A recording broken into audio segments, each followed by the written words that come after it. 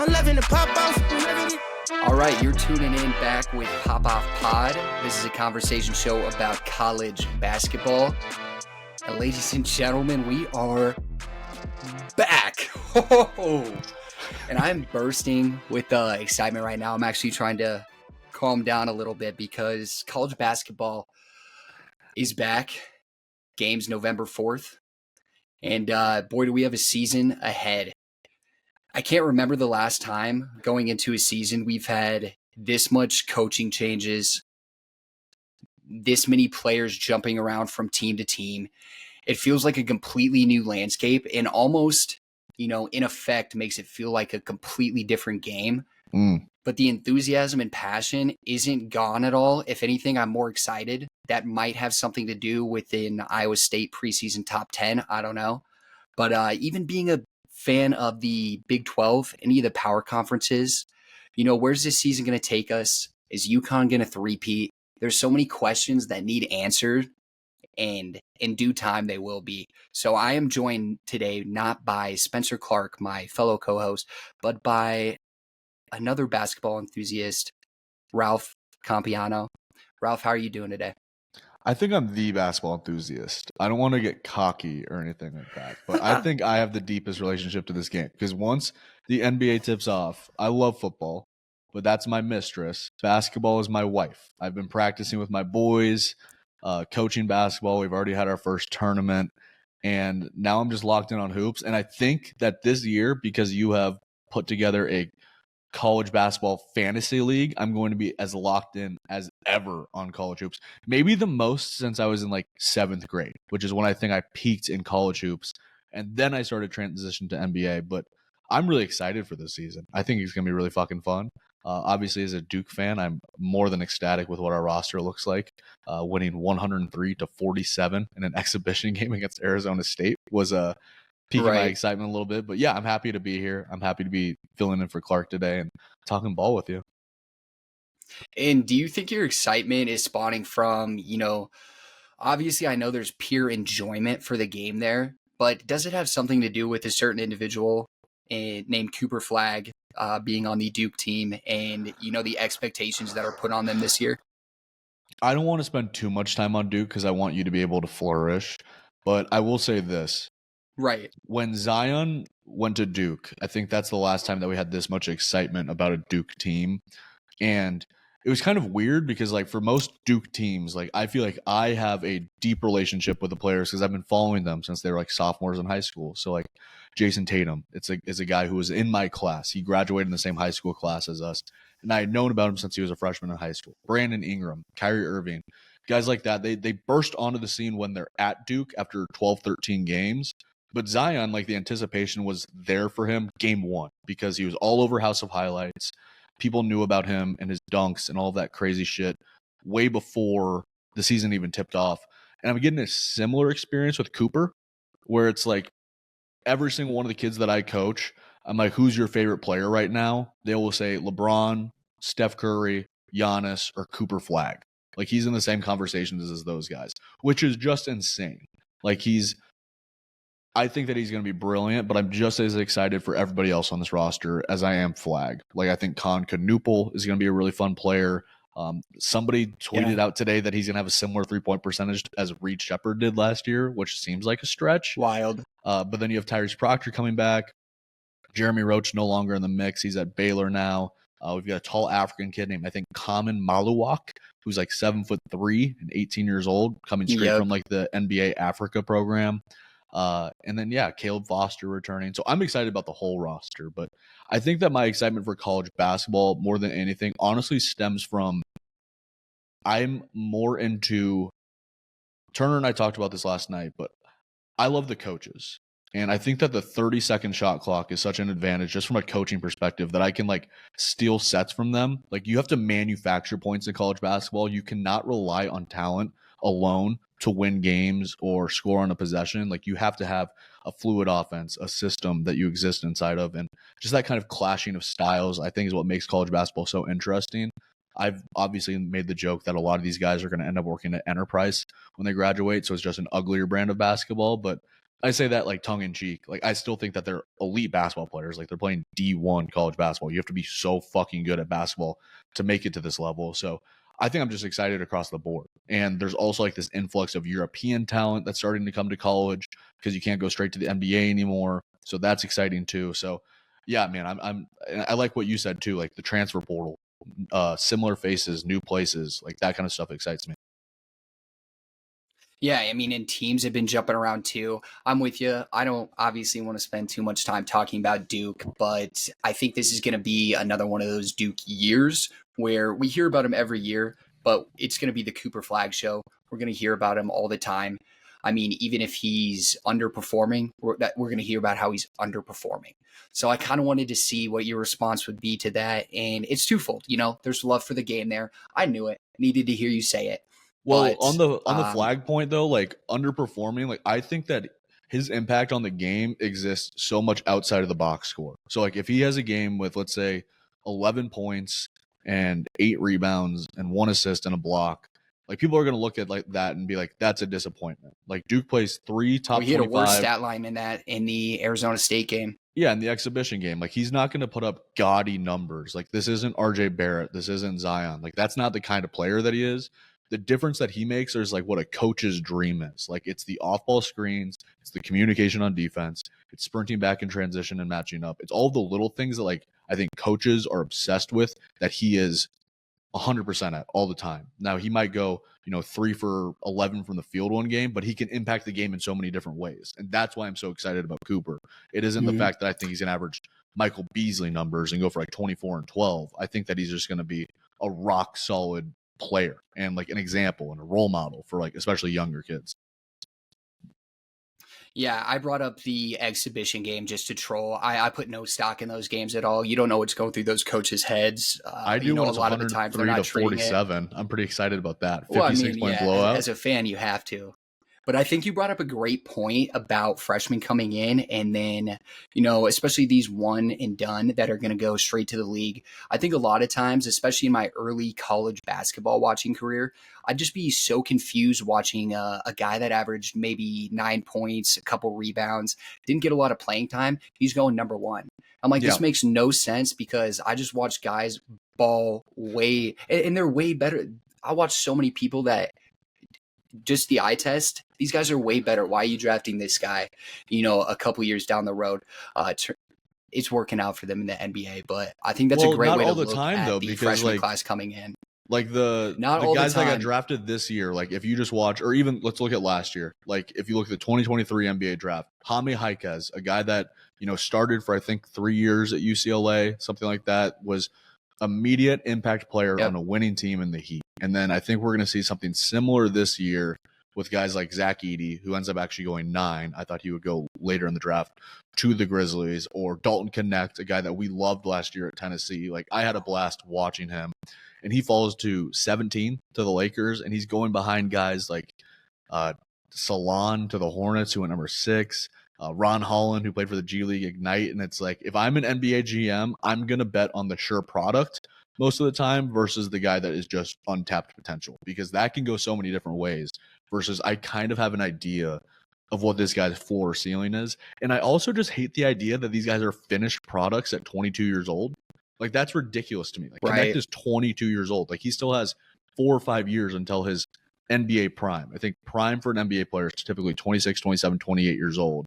It's like he's not even close to that. Like he has so much room to grow. So that kind of stuff frustrates me to a certain degree, but I understand why people are always going to draft the 18-year-old from fucking France like Alex Sarr. Like I'm sorry, there's just no universe where Alex Sarr is a better basketball player than Dalton Connect. Like there just isn't. And then we can move on from this, but that's something that's always kind of intrigued me too. And I don't know the answer to this. Maybe you can kind of shed some light for me. So we're talking Dalton Connect. He was a 22-year-old. And I mean, if we're saying the proof is in the draft, that's probably why he fell to the middle of the first round whenever he got drafted. And so, I mean, is there something that happened in the past? Is this purely a developmental thing where they don't think they can develop 22-year-olds as well as they can develop 18-year-olds? Because I feel like the past couple drafts you've seen that kind of disproven. Guys like Connect taken later in the round. They're 22, coming out of college. They're seniors, and so people are a little hesitant to touch them. And then they get in there, they produce. You're talking Hami. He gets in there, he starts being a contributor right away. And that's usually what happens with these guys because they're older, more mature, they're ready to go. They didn't think people were going to take a shot on them. I mean, is there something deeper here that I'm missing, or? Well, I think it's two things. I think one, like sometimes you want to draft based on the timetable of your current roster. So like I mentioned Ron Holland, he got drafted by the Pistons.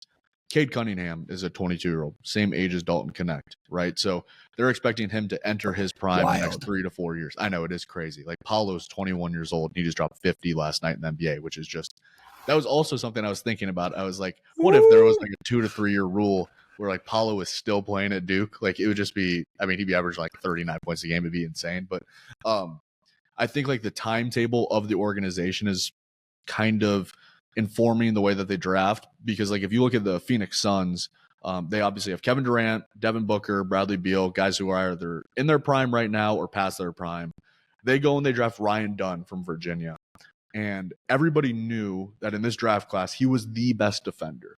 Like that was the consensus, is that Ryan Dunn from Virginia playing under Tony Bennett, everybody that comes out of that school is at the bare minimum an above average defender, especially like the day that they step into the league.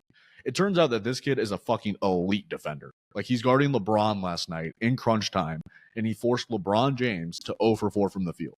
So like that's again like a 21, 22-year-old kid who might not have like he didn't have a jump shot at all in college from what I understand. And then he just gets into the Phoenix Suns organization and he's working with the coaches, but he's also working with Kevin Durant, like the greatest big man shooter of all time, and he's learning things. He's picking them up. So it's like, I think that your draft, you will determine who you're picking based on the organization that you're running. Who's in it right now? What does the ecosystem look like? Mm-hmm. Because if you're the Washington Wizards and you have no semblance of leadership whatsoever, you don't really want to bring in a 22, 23-year-old kid because you don't feel like they're going to pick up as much, but you can bring in a raw kid that's 18 or 19. And the Wizards are a bad example because they're just a nightmare of an organization. But I don't know. I think it's fascinating at the very least. Like I'm looking at Terrence Shannon Jr. Talk. Okay, just one last thing. Terrence Shannon Jr. Okay. Like I think this kind of goes back to your point too. Like he was electric in the tournament, and he had some off the court issues, and that also informed where he got drafted. But he was drafted in the 27th overall pick. Like that's ridiculous to me. Like that guy should go higher, just based off of like the freaky athleticism, the intangibles, the scoring acts, all of that kind of stuff. But I'm sorry, go ahead. We don't have to talk about the NBA anymore. No, he was perfect. And I mean, if you bring up Terrence Shannon Jr., I mean, these are guys I fell in love with last year. That guy was just an absolute bucket, had so many things in his bag already at such a young age. And I mean, I just watched him put Iowa State on skates. We're talking the number one defense last year, and they didn't know how to stop this guy. They had no idea. I actually wanted to ask you that. Like, moving on. I think Connect and Terrence Shannon Jr. kind of exploded onto the scene last year. Like we knew that Dickinson was going to be there for like National Player of the Year candidacy. We knew RJ Davis would, Caleb Love. I think Mark Sears was kind of in a similar vein to Connect and to who did I just mention? The other guy, whatever.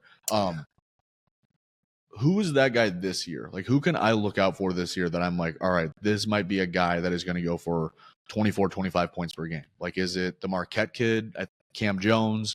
Is it Caravan for UConn? Like, who's that guy in this college era where it's like, this is the season that he's going to lead his team to a conference championship, lead them to a 3 seed in the tournament? Somebody that's going to be on Sports Center, somebody that's going to like have like the graphic, you know, like in the pregame warmup where it's like Connect has averaged 32 points in his last 7 games. Like, who is that guy this year?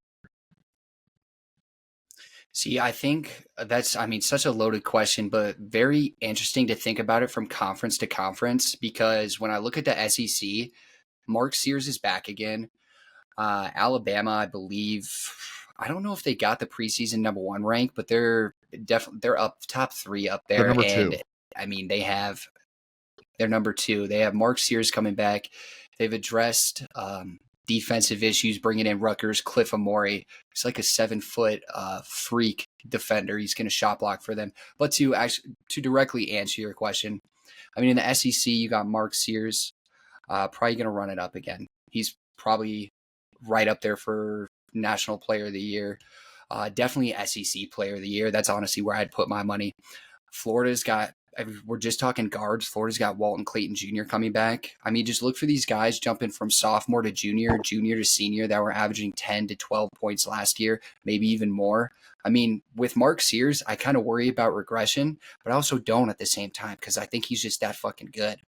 When you go to a conference like the Big Ten, that's where it gets a little more dicey because the Big Ten is an interesting case this year where I don't know a conference, and I could just be speaking out my ass, but looking at all of the departure from the Big Ten last year, especially with UCLA coming in, USC too, it's kind of a wide open conference this year. I have no idea what to expect. I see some names, but it's not like I look at like breakout player of the year.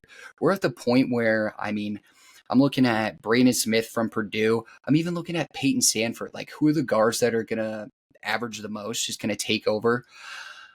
Those are guys from the Big Ten. If we're looking at the Big East, you named Caravan. That's a huge, huge, huge get back. And obviously, we have to focus on UConn here for a little bit. Caravan coming back, absolutely insane and huge. He's going to be one of those guys that did the Klingon thing last year. He's going to take that step again. Camp Spencer, he's gone. They got a new guy that's just going to Dan Hurley is just in such a unique place in college basketball where he can just plug and play whoever he wants because it kind of seems like he almost has that Duke, North Carolina recruiting capability right now. He brought in, I think it was Gonzaga or St. Mary's Aiden Mahaney. He's just going to come in and do the same thing over there. He's going to be your white Cam Spencer. He'll probably be running a true point for them. And yeah, dude, fuck.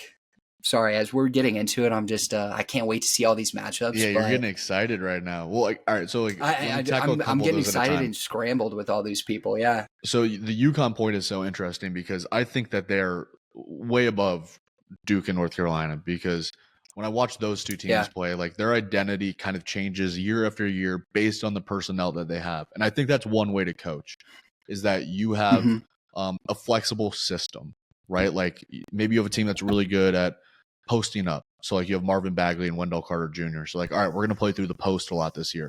Or maybe you have a team that's like really good at pick and roll. And so you have, Wendell Moore Jr. and Paolo Banchero and screen and rolls a lot. With UConn, it's always like, this is Danny Hurley's system. If you're going to play at UConn, you have to adapt to his system. So Mahaney is an interesting point. They also have a freshman, Liam McNeely, who I think was like top 7, top 8, something like that. Another white kid 11 that's going to come and play. So like, and then Caravan, I think that's interesting because that's what I like about college basketball so much right now is that these kids, it's not an either or. I get to go to the draft and put my name in the draft or play in college. Now they have the option to like put their name in the draft, go to the combine, and if they don't like what their prospects look like, okay, I might be a late second round pick, maybe, then they can withdraw and they can come back. Like Peyton Sanford did that for Iowa. Caravan did that with UConn. So now they have like kind of a chip on their shoulder. Yeah, we saw countless players do it. A ton of players. And like that, I think that's a great thing that they've added. So like they have a chip on their shoulder when they come back. They're like, all right, one, Caravan's going for a three-peat.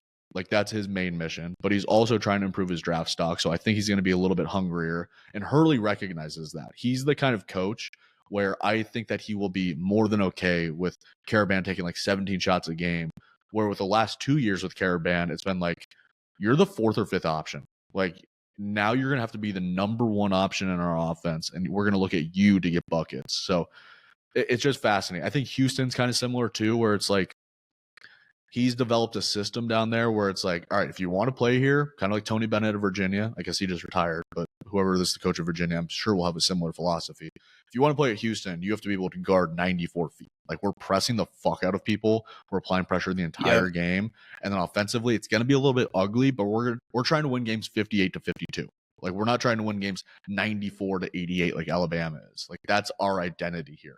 So that's what I love about college hoops. And I'm interested to see like who these guys are that start to pop up because like Grant Nelson is a guy that I forgot about, the mustache kid for Bama, just a Yep. baller. But I'm looking at like the ESPN top 100 players, and by no means is this the end all be all of like player rankings or Ooh, anything I like haven't that. looked at this. The very first Big Who's Ten number player one? is it's Cooper Flagg is number one, which is insane to me.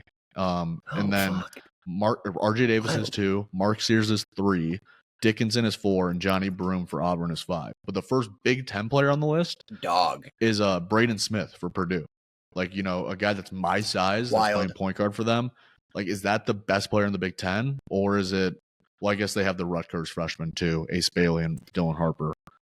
Rutgers is Big Ten, right? For basketball too, not just football? They're Big Ten. Okay. Yeah, preseason top 25. It'll be interesting watching them this year.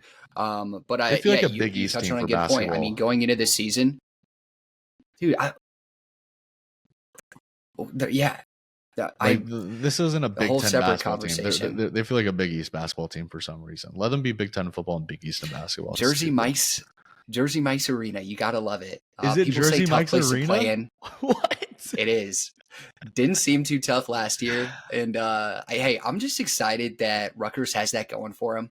But you bring up a really essential point to college basketball, which is the coaching. I mean, that's kind of what you have personalities in the NBA. There's no questioning that. Yeah, we don't lack those at all. No, but the coaches, and we've touched on this before, but the coaches kind of outweigh the players in college basketball, more so than the NBA. When you bring up Dan Hurley, when you bring up Bill Self, when you bring up even Shire, there's history, a lot of times, a lot of history to it. And if you're going into the season this year and you're wondering what teams are going to be good, find the good coaches. They have systems. Dan Hurley's got a system that he'll find his guys, he'll put you in, and he'll make you the best version of yourself. But And it's not just those guys. Like those are the guys that are like the top of the pyramid, right? Like I don't think Shire's there, but Hurley, Self, Izzo. I don't think Shire's there, but I think not. he's worth mentioning. No, sure. He's a great recruiter. At the very guys least. Like Kelvin Sampson, Jim Larinaga, like those are the guys where it's like they've been around this organization for 10, 15, 20 years. Like these are their people. So I love that you bring up that point because like I'm a coach and I think I'm a pretty self-centered individual, but like I realize at the end of the day, it's about my guys. Like I could have the worst team in the world and be the best coach in the world, and it's not going to work out. Like it's just not. Like I might be able to scheme up as much as possible, but if we can't dribble the goddamn ball and if we can't make a layup, we're shot. But these guys, like they have such big, tremendous egos. Like Calipari going to Arkansas, that first game against Kentucky is just going to be so fascinating. Like that just doesn't happen in the NBA. Like I'm not counting the days down till Darvin Ham and the Bucks play against the Lakers because like they just don't have the same relationship. Like when you're a college basketball coach, you're essentially the priest of a religion at that school. Like you are the face of the community, the face of the university, like especially for basketball universities like Kentucky, or even even Iowa State to agree. Like Otzelberger, like he's become enough of a character, and he's developed an identity. I'd put him above Shire. Okay, well, just throwing things out there. Yeah, you're getting a little crazy now. Well, I mean, he's that's a separate conversation. But yeah, I mean, the coaches bring the personality to the game, and I mean, just the whole offseason fanatics that we had after March Madness, where, I mean, we had a couple months of Calipari just jumping back and forth. He ended up siding with Tyson Chicken and going with Arkansas. It was for the best, His religion unadopted him from their cult. They said, You know what? We don't want you to be our leader anymore. We give you to the Razorbacks. And the Razorbacks unadopted their, cult leader and sent him off to USC. And so it's just such a fascinating thing to see, how do these cult religious leaders... dude. I totally forgot about Muss. That's crazy that he's at SC now. What you can't forget about Muss because he won't forget about you. These coaches are just that passionate, dude. They're on the court, sweating, bleeding, ripping their shirts off when they need to. And it's just a hilarious thing to think about. And it brings a much needed focus to the game when you have players leaving every 4 years, which is one of the fascinating parts of college basketball. But people like a repetitive name, and so the coach staying there keeps the loyalty, keeps the drive, and keeps it fun at the end of the day. I like the religion analogy that we have going on right now. I think that works because, like, you're talking about like Especially these after guys, you like, said Kentucky. yeah, like, well, you got these guys like sweating and crying and taking their shirts off and standing in front of the student section and leading chants. And now they're dishing out NIL dollars and like they're in charge of that too. So like that's a whole other element to college basketball that's just so interesting to track. But like, I had a long day today. Full transparency. I went to Omaha, Nebraska for a manufacturing conference today. I woke up at 5:15 a.m. Got to Omaha by about 8. Had a conference from 9 a.m. to about 2 p.m. and then I had to drive back. And like the entire day, the thing that I looked forward to the most was the fact that I got to coach my boys tonight at 8 p.m. Like I knew like I can count on that every Tuesday and Thursday. I'm going to get to coach my guys up. So I know where they're coming from. Like I'm intense. I'm a very intense individual, especially when it comes to coaching, because I fucking hate losing and I love winning. And I think that's rubbed off on my guys quite a bit. So it's different when you have, high schoolers or 8th grade boys. Like these guys are much more moldable, but these guys are such big personalities that they can mold even the college kids and they buy into it. So that's another really interesting aspect of college basketball. I think it's obvious when a team is buying into the message that the coach is sending and when a team isn't. Like I think McCaffrey with Iowa, I'm not sure his guys buy into the message every year, and they might be getting tired of that priest and that religion of college basketball at Iowa. And the same thing could be said about Kentucky. Like they probably got tired of Calipari over there at Kentucky. That's why they kept getting bounced so early in the tournament. But now he's rebranding, or not rebranding, but going to a new institution. To a degree. Like he's going to have new guys, and he's had Tyson new guys Chicken pretty much now. every year. He is. He's got the Tyson Chicken money on him. But I pulled up the AP Top 25 versus the coaches poll here. You said that you wanted to kind of correct this to a certain extent. I just want to point this out before we go into anything else. The AP Top 25, which I believe is recorded and reported and ranked by journalists, have Iowa State at number 5 in the country and Duke at number 7. And then if you look over at the coaches polls, the guys that actually know ball, they have Duke at 5 and Iowa State at 6. I just thought that was fascinating. I just wanted to point that out really quick. Isn't it crazy that we live in a world where Iowa State is ranked above Duke, like in the preseason AP poll? I never thought I would see this day. Not once in a million years, but here it is. No, the days come, and I mean, dude, I'm just as shocked as you are. You as a Duke fan, me as an Iowa State fan. I think the last time we were preseason ranked this high, it was with Hoiberg. We had Monte, we had Niang, and we were preseason maybe number 4, and that lasted for maybe about less than a month. So looking at the coaches versus AP poll, I'm definitely going to look at the coaches poll more because you're right. These are the coaches that these guys actually play each other, as opposed to John Rothstein is over here voting in the AP Top 25. Yeah. I know he knows ball, but at the end of the day, I think they all have an agenda to push. Whereas the coaches, I think they're just throwing respect. This should just be called respect points. They're just throwing respect at everybody. They're looking at Kansas and saying, hey, you're preseason number 1 again. And I will say, I wonder if they're doing that on purpose at all. Kansas isn't a prime spot. They got an insane amount of transfers. They'll have depth this year. Injuries hopefully won't be as big of a play. But every time Kansas is preseason number 1, just a good source has let me know they don't usually do well in the season. So I'm interested to see how that actually holds up. And I'm actually looking at that for most of these teams. Duke kind of included, with a lot of youth and transfers coming in. Before we move to Duke. Well, we're not moving to Duke, just touching on Duke. Well, let me ask you this. Why isn't UConn 1? Like, I get it. They lost Newton. They lost Spencer. They lost Castle. They lost Klingon. They lost 4 guys to the NBA. I get that. But I feel like there should be some element of either pride or tradition where it's like, all right, they've won 2 national championships in a row. Yep. The first year that they won it, they were relying on different guys. It was Jordan Hawkins. It was Andre Jackson. And then they just brought in a new batch of dudes. And Newton was there for both of those years, and Klingon was there for both of those years. But, like, why are we counting them out? Why? I think they should be the best team in the country because they have the best coach in the country and they played the best basketball in the country over the last 2 years. So it just doesn't make sense to me. Like, despite like the roster changes and all that kind of fuck that. All right, fuck that. They can prove that throughout the year that they're not. But I think they've earned the right to be number one, and that kind of pisses me off a little bit. And I bet that it pisses Hurley off too. He's probably using that as fucking billboard material. I know that it pisses Hurley off, and I know he's using it as billboard material, and I know the coaches know too. So this is kind of an interesting point. You know, we called it the respect poll, where coaches are throwing around respect points. Are they doing this on purpose? Because we know that he is Dan Hurley is a very petty guy. He's probably throwing the randomest, most, not petty, but maybe he's using anything he can, like even if it's borderline petty, to fuel his team and tell him, hey, you know what these guys think of you? After two-peating, some of you guys weren't on the team, but the guys that were, they don't think you could do it again. Mm-hmm. And so it's just, I'm completely agree with you. UConn should be number one.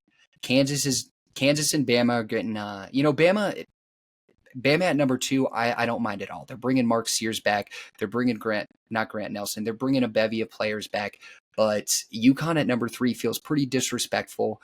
And I think it's going to bite them in the ass because the train's not done rolling with this UConn team, I don't think.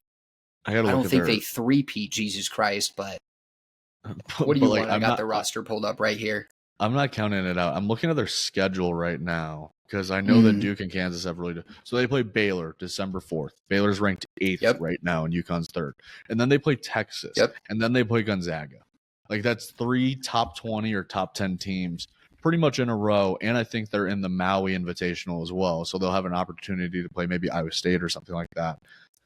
Like, they'll roll because actually in that Maui Invitational, they're set up the way they're set up. They are on the, I don't want to call it the easier side of the bracket, but we'll get into it more with the teams. It is the easier side of the bracket. So, I mean, unless things are really falling off for UConn, they'll probably be, they're a shoo-in for the championship game there. I believe Iowa State has to play Marquette, and then whoever wins that game has to play another top 25. I mean, it's a gauntlet on that side. Whoever comes out will probably lose to UConn, and it'll just be more propaganda of how good they are. But I'm fully bought in on it. I mean, when Dan Hurley's their coach, they're going to keep chugging along like this. Bama at number 2, I love. You like Bama over Kansas at 2? Yeah. Yeah, definitely. Okay. Yeah.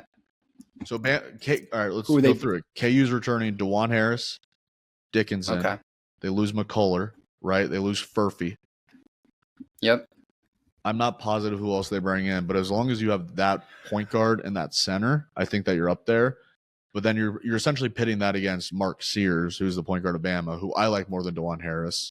I think probably most college basketball fans do too, just because they're different kinds of guards. Like DeJuan Harris is diet Rajon Rondo, like he's a facilitator, organizer, orchestrator. That's putting it nicely. Yeah, that's a really nice comparison. And Sears is like diet Jalen Brunson. He's like, fuck this. I'm pulling up. I'm getting mine. Like, I'm getting 20 field goal attempts off. Like, this motherfucker is firing.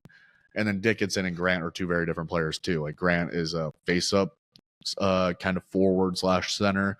And then Dickinson is just your traditional back to the basket, set a screen, try to get, 14 rebounds and maybe 7 assists. He kind of has some Sabonis to him a little bit versus Grant being like, I don't even know who his comp would be. I'm not sure who Grant Nelson has in his game. Maybe like a super South Dakota version of Paulo Banchero, something like that, like the whitest version possible of that. We need a Kansas versus Alabama matchup. You'd have 7-1 Hunter Dickinson going up against, I believe, 7-1 Rutgers transfer Cliff Amore. And what's that going to be like? Because personally, I know Hunter Dickinson is a National Player of the Year candidate, and I mean he's gonna fill up the. We're all box. tired of him. He's gonna fill it up. We don't have to pussyfoot around him. He's exhausting. Like, he's not even fun to watch either. It's not like he's not fun. He doesn't play an exciting brand of basketball. It's just like, oh, there's Hunter Dickinson again. I watched him probably 4 times last year, and he never jumped off the screen. Like, never. I was never like, oh, this is the Hunter Dickinson game. That just doesn't happen. No. And I honestly could say the same thing about DeJuan, I think. I mean, maybe he did have one of those games and I missed it, but every time I watched him, I was like, I think I'd like a little bit more out of you here. Like, I wish he was Monte Morris at Iowa State, and he just hasn't been. It seems like, and we've talked about this too, it seems like DeJuan just kind of holds himself back. He was a player that shot 44% from the 2, 38 from the 3 last year, and he averaged 8.5 points per game. I mean, that's a guy, I know he's ball facilitating, and I wonder if that's more of a Bill Self telling him to, be the facilitator of the team, or if he just actually is afraid to be the guy on the team. But if your transfers in, they got Zeke Mayo from South Dakota State.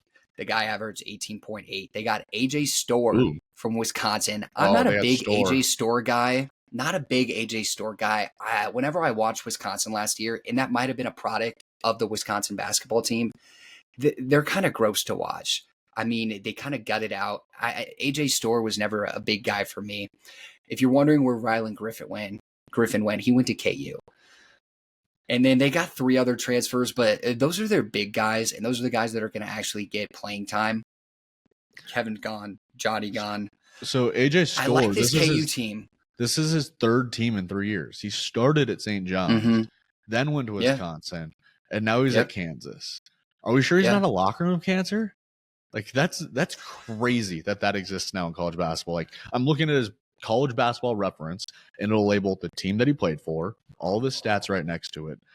I'm just not used to seeing that. Just 3 teams in a row, 3 different years. And granted, he got buckets, like 17 points per game, 4 rebounds, 1 assist. Maybe I'm just like too familiar with NBA field goal percentages, but like is 43% from the field good in college, or is that like, can I hold it to the same standard as the NBA? Because that's not very good in the NBA. And 32%. I would actually say, I would say that's pretty average, but I think you kind of want to be closer to that 46 is like, you want to be closer to that 47, 48. Okay, so Mark Sears is lights out. This motherfucker was 51% from the field last year and 42% from 3, and he averaged 20. Holy shit! He averaged 26 points a game. Oh my god, dude! It was a crime. It was a crime. He didn't get Player of the Year last year. He just everyone had to deal with Edie coming back. Look at my Mark face, Sears dude. Would have easily been. I know. 26, 5 and 5, 2 steals, only 3 turnovers per game, 51% from the field, 56% from 2. And 44% from 3. I mean, come on. Like, all right, that's my thing with this list. Like, he's number 2 behind Cooper Flagg. Yep. It's the same thing with UConn. Like, UConn should be number 1. They proved that they're the best team in college basketball the last 2 years. I don't care about the roster change. Mark Sears has proved that he's a better college basketball player than Cooper Flagg for 2 consecutive seasons now. I think he's a 5th-year senior, it looks like. Yeah. He played at Ohio his first 2 years, and then 2 more years of eligibility at Alabama, and then this is his last year. But, like, I mean, come on. And that's a huge thing with college basketball that I think everyone needs to wrap their head around is with everything coming, NBA has this too. You have your rookies coming in that get a lot of hype, and then, maybe they exceed their floor. Maybe it's things go different ways. That actually make a genuine impact as rookies. Like 1 in 100 might be generous. It might be 1 in 500. That's like actually like really stinking good the entire season. I think, and to your point on AJ Storr going 3 different teams, I think in this new NIL era, I think that we have a lot of, lost my train of thought. 1 second. You're good. I just watched Buddy Hield just knock down a crazy 3 against the Pelicans. So, speaking of college basketball legends, Buddy Hield out here just serving buckets for the Warriors. God, dude. Well, I mean, one of my favorite college basketball players of all time. Put together so many, what do they call those right after the end of the games? Put together so many instant classics. Instant classics, for sure. But with college basketball, I think they're slow on, we are in our heads far away from the one and done era, but I don't think that the journalists that put the list together, I think people get a little too excited still about freshman talent coming in, which is warranted, but it's the same thing with the NBA. Freshmen coming in that are highly touted are usually about 1 in 100 that they're going to actually, get up there and be the bucket that people said they were going to be. And so I think everyone still has that mentality. And especially in the NIL era, I think it is the wrong mentality to have when you have, pay for play, older players jumping around teams everywhere. But the point I'm trying to make here is that people get a little too excited. People buy into the hype a little too much. And there's not really the respect factor is what I think we're getting at here because, yeah, I have no idea why Cooper Flagg would come in and be number one. I think it also has something to do with being an NBA draft prospect. But I think it honestly, it might not even be that. It might be the Olympics thing. I kind of forgot about that for a second, where he was literally what's playing the Olympics thing? So before they go to the Olympics, the Olympic team plays in Las Vegas at UNLV's facility, and they bring on a select team, and it's always like the Jaime Jaquez's of the world, like young NBA players to like scrimmage against them. And somebody had a camera in there, and they were recording it, and a bunch of Cooper Flagg highlights popped up. Everybody was like, Cooper Flagg's going to be working out with LeBron. Like, he's going to get his shit run in by Kevin Durant. And he held his own. So maybe that – because, like, they don't have Ace Bailey in front of him, who isn't a name that we've mentioned yet. Like, that's the kid for Rutgers who is number 2 recruit in the class. Just as much hype, I think, as Cooper the last couple of years, at least amongst, like, people that are following Ball is Life and House of Highlights and Courtside. Oh, and he's got the confidence too. Oh, this kid is going to get it up this year. Like, he's going to. Ace Bailey, I've watched him in interviews. He'll just talk about if somebody brings up Cooper Flagg, it's kind of like oh yeah, like I know who he is. Is he the best? The best? What are you talking? The best? I think I have a shot at going number one. Yeah, and he does. And like the comment that I made about Cooper earlier, like the intangibles and stuff like that, like he's going to impact the game in so many ways. That's not what Ace is, okay? Ace is going to impact the game with the box score. Like, you're going to find out exactly how good he was that night by looking the next day at the box score, and it's like he was 9 of 13 from the field and 3 of 4 from 3, and he had 22 points and 14 rebounds. Or he's going to have those freshman growing pains where he's 2 for 11, had 5 points. 1 for 4 from the free throw line because he couldn't make any free throws because like the Wisconsin crowd was going crazy. So it's exciting. I'm excited to watch Ace and his buddy, I hate this sentence. My least favorite sentence I've ever said. But in Cooper Flagg's defense, I mean, he's joining a Duke team that already has stars. Ace and Dylan. You're a Coop fan. You like him. I might be a Coop fan. We'll see. Yeah, it'll definitely change game to game. I love to hate a white Duke player. And he might be the guy this year. It might be Khan, too. I can tell I already don't like that guy because he's good. But it's Ace Bailey and Dylan Harper. And then, Rutgers isn't really known for their offense. There's not a lot else going on there. So the hype is real, but the hype is real for a reason. They are going to they're going to put up points. You're going to look at that box score and say, holy crap, these freshmen are doing this. But it's for a reason. So who are a couple of other players that I can look out for? Like I know Kalkbrenner, VJ Edgecombe. Tell me about this kid. Tell me about VJ Edgecombe. This is the Baylor kid, right? Mm-hmm. Yeah. So, I mean, what is it with Baylor and getting top 5 prospects every year? It seems what's their rank? Top 5 guard prospects every year. I think they are 8. But this is another one of those things. It's so hard to judge the teams coming in this year because Baylor's another one of those teams that has, they brought in Orchad Nomir from Miami and Jeremy Roach from Duke. And then they have a freshman VJ Edgecombe coming in. And, he reminds me exactly of Jacoby Walter last year. It's the exact same thing. Jacoby was a top 5 at the time going into the season prospect. I think he fell a little, but do you remember when he got drafted? I'm kind of interested. He was late first round to the Raptors. I'm pulling it up right now. Oh, was he late? Damn. Yeah. People are sleeping on him, but yeah, you're a huge Jacoby Walter guy. You kept telling me to look after him. Yeah, he went 19th overall, which isn't terrible. It's just also not I think where he was projected towards the beginning of the year. Because it's one of those things where I bought into the Jacoby hype. I watched his game 1 last year against I think it was Auburn, and it was game 1, and Jacoby was out there. I think he might have put up 20 points. It was hard to argue with the talent. And that's just Baylor's formula, Scott Drew's formula, I guess. And yeah, I don't know much about VJ yet. I'm going to tune in and watch him because I think Baylor plays Gonzaga opening night 11-4 next Monday when this podcast, I believe, will come out. And I'll have my eyes on him. Here's the ESPN read up on him. Okay. Yeah. VJ Edgecombe, what are they saying about him? Guard for Baylor. The 6'4" two-way star is already a projected lottery pick for the 2025 NBA draft.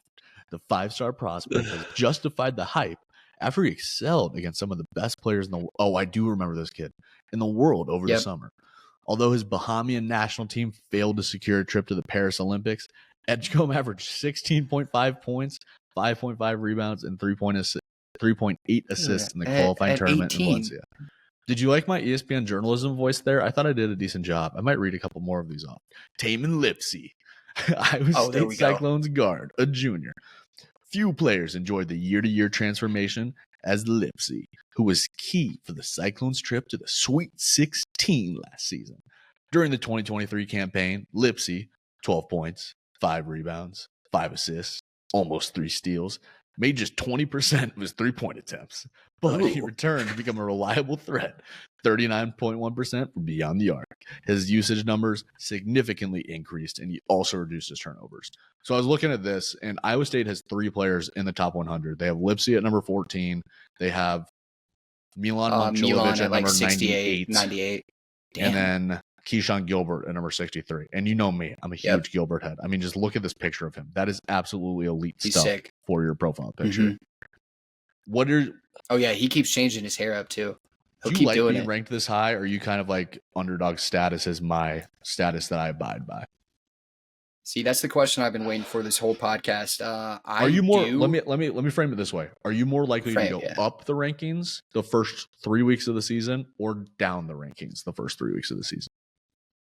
Oh, I got to keep it real. We're probably more likely to go down. Iowa State had turnover on basically their whole backcourt or their whole front court, excuse me.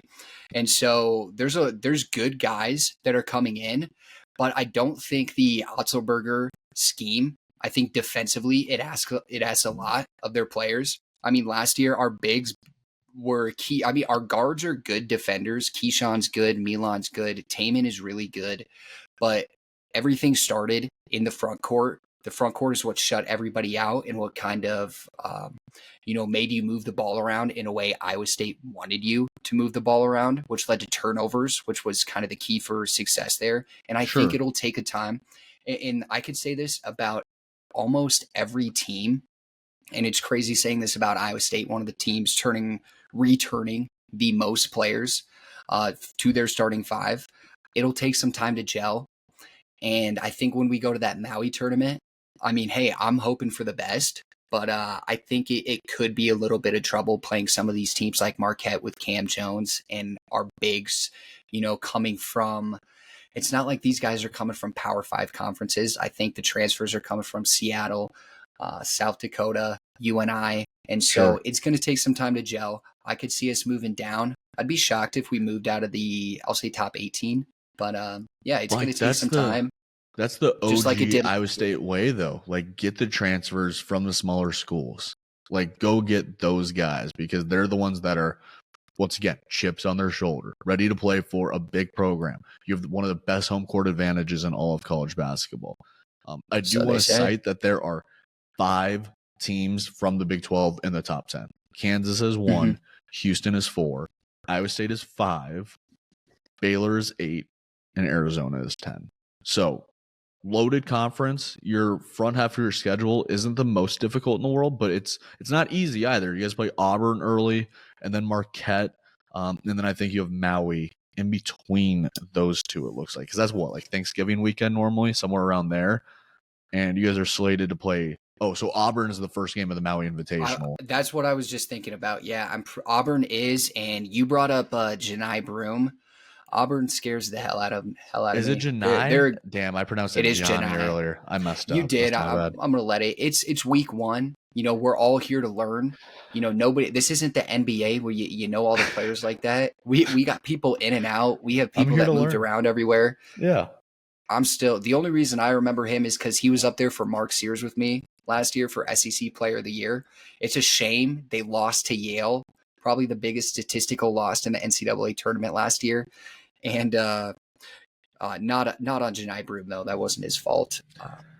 Can I shout out a couple of... Auburn is going to be up there with Alabama in contention for winning the SEC, hands down. Let me put on my journalism voice once more because I was really excited about this reading through it. I talked about the influx of international talent coming into college basketball. This got me going. God.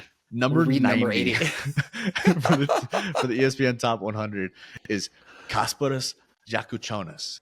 The 6'6" Lithuanian talent is one of the Probably top pretty 10 good. international players to enter the mix this season. He excelled at multiple levels of the international scene, maintaining an impressive shooting ability at every stop. He's a first-round prospect again in the 2025 draft. He has the size and skill to make a smooth transition to college and the NBA. He's playing for Illinois. And then the next guy that I see is another international guard named Igor Demin. Just a great name. And he went to BYU of all schools. He's a Russian native who played extensive minutes at Real Madrid. He's 6'9", and he's a guard, so he poses matchup problems for opponents, given his vision and ability to pick apart defenses via the pass or operating out of pick and roll.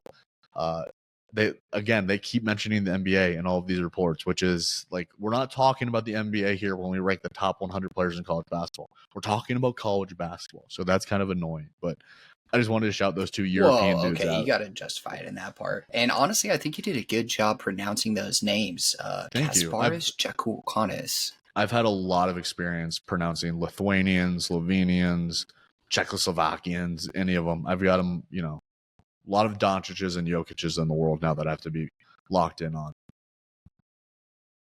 Yeah, people say Illinois is a sleeper in the Big Ten. I think they had a lot of turnover, and it'll be interesting to see, but I'm rooting for them. Gonzaga's an interesting one. They got my boy Ryan Nembhard on there. He's still here. Yeah, I mean, it feels like this is going to be another college basketball season of a lot of the guys that are still here kind of thing, because you've been following it so closely the last couple of years. But there's also like Edey's no longer in the picture, right? So we don't have like the shoe-in for Big Ten Player of the Year, number one seed out of the Big Ten, number one player in the Naismith rankings. If there was a guy that's kind of out of the picture right now, like not Sears, not RJ, not Caleb, just looking at this list, like, is there somebody that you think that could climb those rankings? Like, I see Tucker DeVries here. I see our boy Robbie Avila. I see Roach. Tyon Grant Foster. I don't know if he plays on a big enough team. He's still stuck at Grand Canyon, but he was fucking awesome in the tournament last season. He was awesome. I'm actually surprised he stayed around. See, that's one of those things, though. He probably tested the waters in the NBA, and they told him, hey, not yet. He did. Pop Isaacs. Hit me with the top of the list, because Mark Sears is my go-to player of the year. I expect regression, but that's kind of tough. Fuck. Cooper Flagg's not winning that. No way. But what if he does? See, I like Mark Sears, Janai Broom. There's no way Wade Taylor with his inefficiency and shooting is going to make it. What did we were texting last year? Is Wade Taylor not like the Cam Thomas of college basketball? Like, he's just the certified chucker of college hoops. Do you have familiarity with Cam Thomas? Does that ring a bell? Who's that guy? All right, I need you to watch. It does, but no. This is your homework assignment. Watch one Brooklyn Nets game. And without doing any research before you watch the game, I'm just going to tell you this. Anytime the leather touches his hands, it also leaves his hands after like 11 dribbles, and it goes towards the rim. And you'll know exactly who I'm talking about. It literally all it takes is just one game. And you can say that about a lot of players, and people will take your word for it, and then they'll watch the game, and they'll be like, I'm not sure who you're talking about. If you watch the Brooklyn Nets play, you'll know you can have the volume off. You'll know exactly who Cam Thomas is the second that he checks into the game. He does start for them, but he's averaging like 30 points a game right now, which is bizarre. Wait. Okay, so Cam Thomas for what team? The Brooklyn Nets, a dumpster fire of an organization this year. Like, their team is going to be, they'll be in the Cooper Flagg sweepstakes. We'll just say that much. Okay. I hope it's a little more wide open this year with Edey, but Hunter Dickinson's going to be up there. That's a name I hope I don't have to say too much this year. So he's the favorite to win. I hope he doesn't keep going. I have to mention RJ Davis because that guy's a goddamn bucket. Wait. Wade Taylor. I pulled up his stats. Whoa, what do they say? Oh, this is awesome. So he averaged 19 points per game last year, which is pretty good. Yeah. But the fact that he took 30 shots. Yeah, he took 16 shots per game. Okay, so that's what, 1/4 of a college basketball team shots. Like, every fourth shot, he was getting the shot up. He shot. Just take a wild guess as to what his field goal percentage was. 33.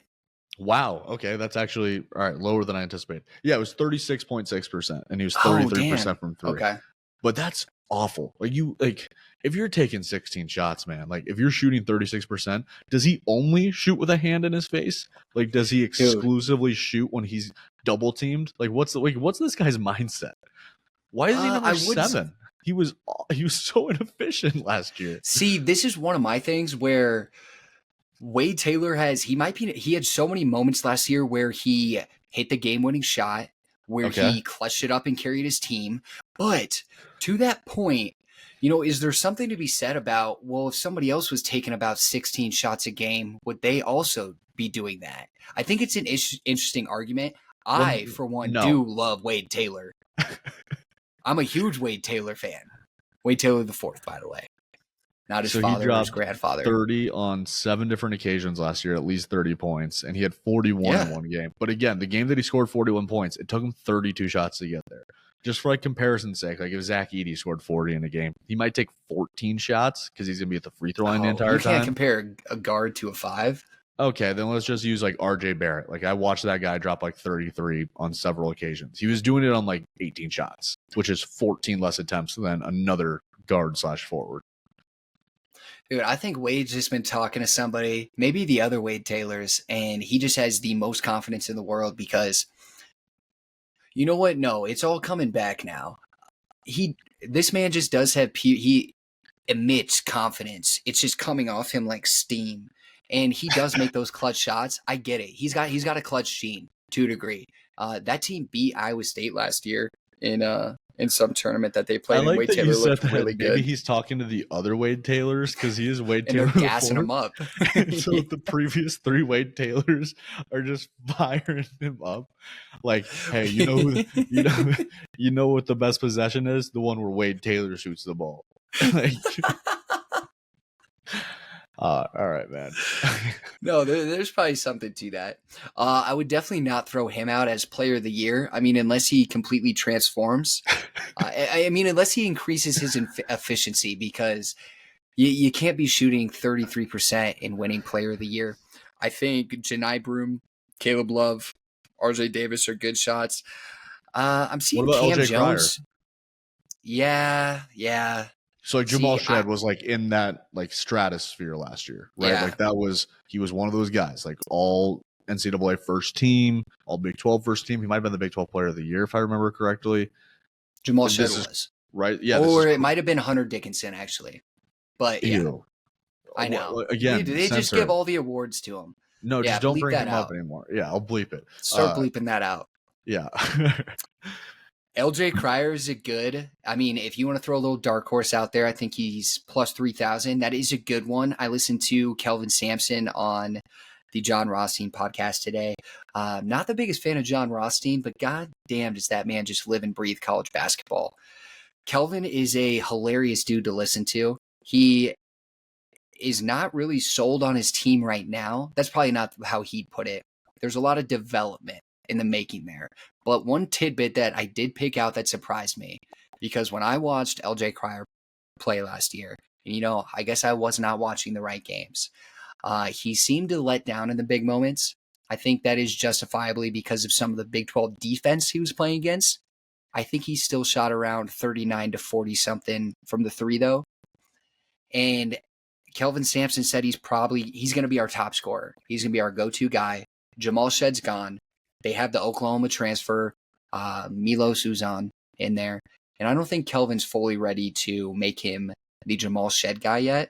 So he'll be facilitating to Emmanuel Sharp and LJ Cryer.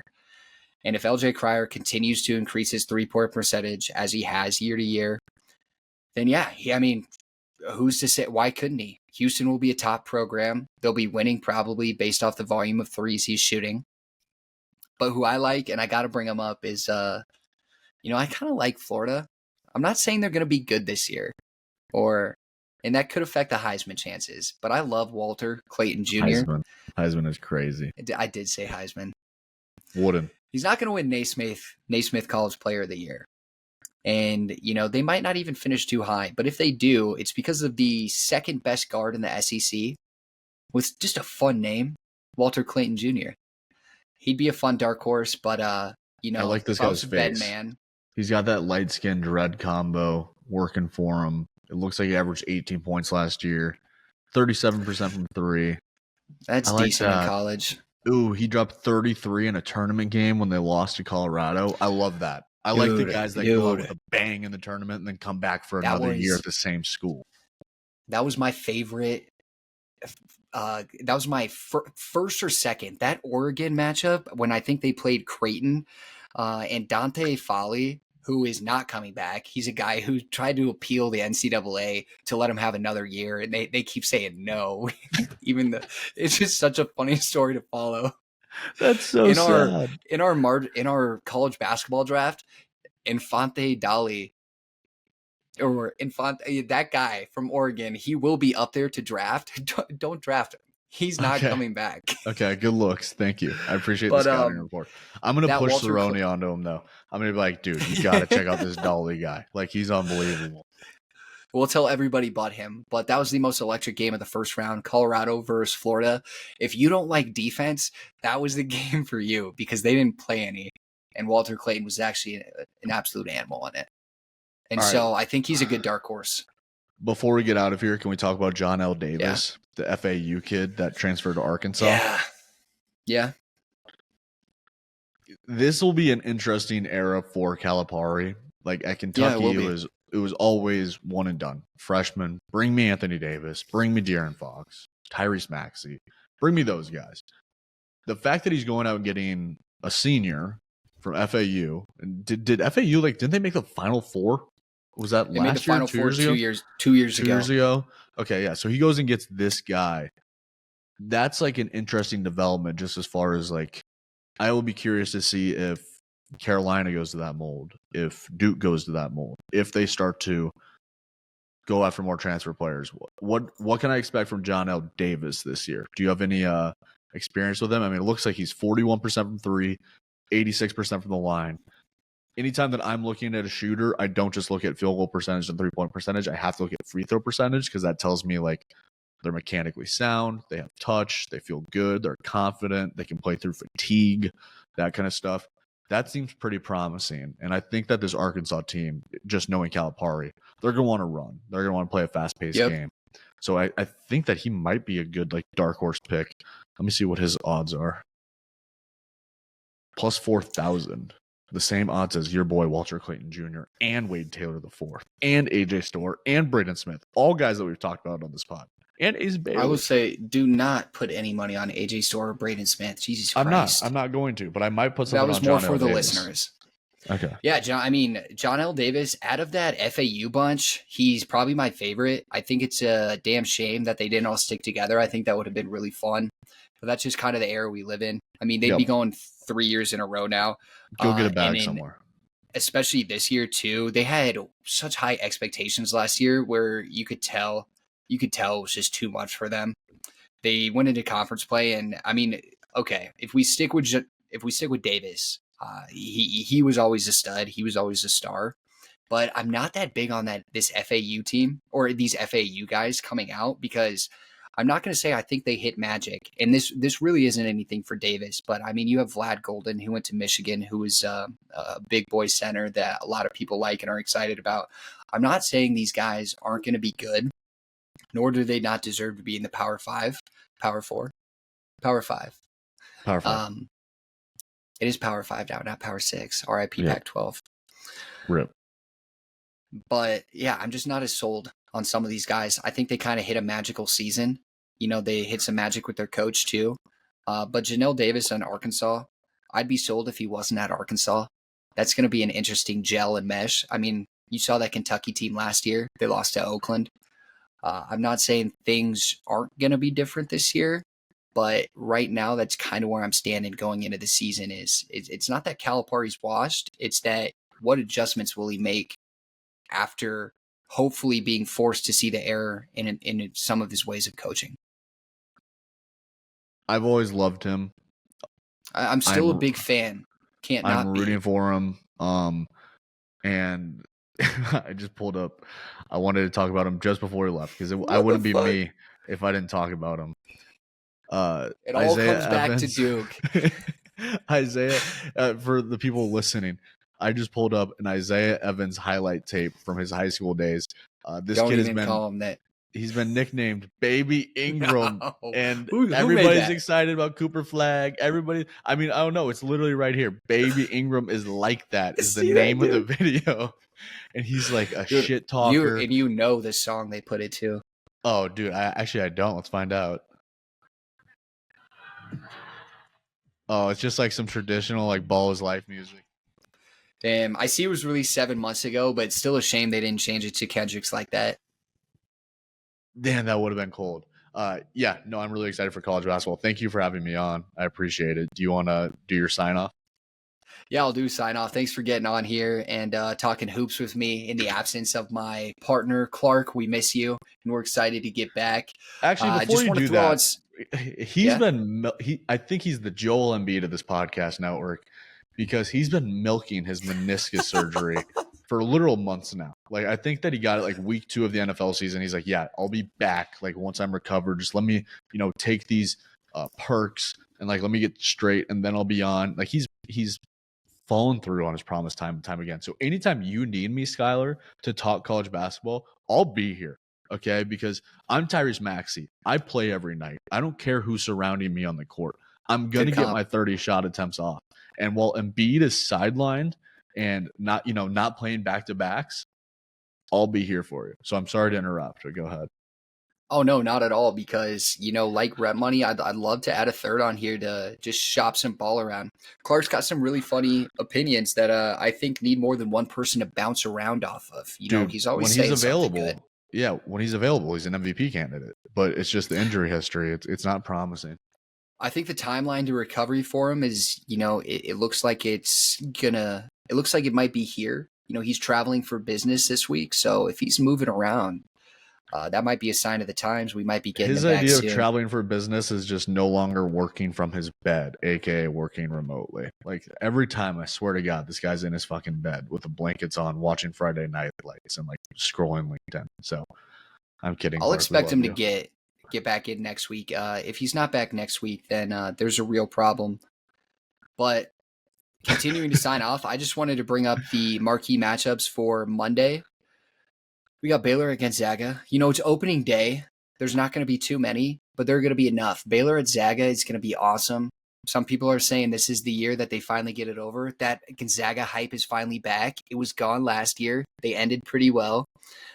They got Ryan Nembhard, Graham Ike coming back. And against Baylor with Jeremy Roach, Miami transfer, Norchad Omir. This is going to be a fun game. This is easily the most anticipated game of the night.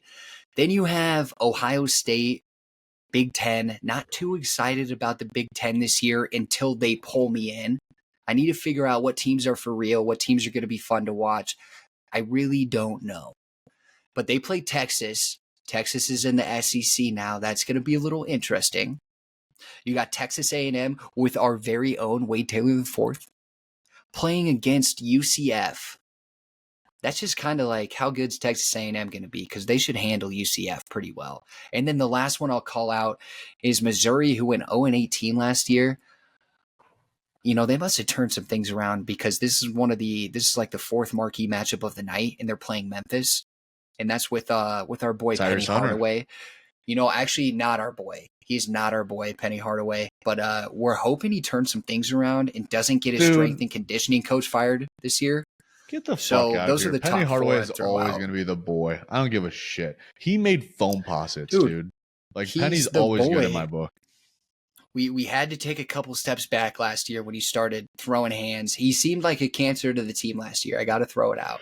And we were getting some hate for saying that. But, that Baylor Gonzaga game. So this is dropping Monday of when people are listening to this. Baylor Gonzaga tip off at 10:30 p.m. tonight. That is insane. So you got to be a real sicko to be locked in on that. But hey, we are the real sickos. So I'll be locked in on that one for you. I got you. No, I mean, and then that's really it. Until we get North Carolina at Kansas, and that's got to be the Champions Classic. That's we play. I think Duke plays November Kansas 7th? this year. Oh, okay. Well, North Carolina plays Kansas November 8th or 7th. Oh no, they play each other. Yeah, no, They So play each Kansas's other. schedule, they have North Carolina November 8th. You're right. And then Michigan Wild. State November 12th. And then November 26th, so around Thanksgiving, they'll play Duke. Yes, go on to ESPN, tune into the top games. If you haven't subscribed to KenPom, Evan Maya, Torvik, one of those sites, if you're a big college basketball fan, get in. It'll tell you what you need to know. And we're excited for the college basketball season. I'll have Clark back next week. If not Clark, I'll have another member ready to fire it off. And we'll get into a little bit more of the changes, a little bit more of what to expect, and, keep reminding you what's going on. But guys, this is day one of the road to March. Every game matters. This is where the resume starts. This is where the resume is built. If if Baylor loses to Gonzaga week 1, that could impact their Marchness. I'm sure not, because Gonzaga is good. That could impact things, impact seeding. People are going to look at these things. The committee takes it all in. I'm going to need everybody's fire, energy, and enthusiasm this year, because we're going to have a rocking season. I can feel it. I can feel it. All right, I'll sign out here. Until next week, everybody. I'm loving the pop off.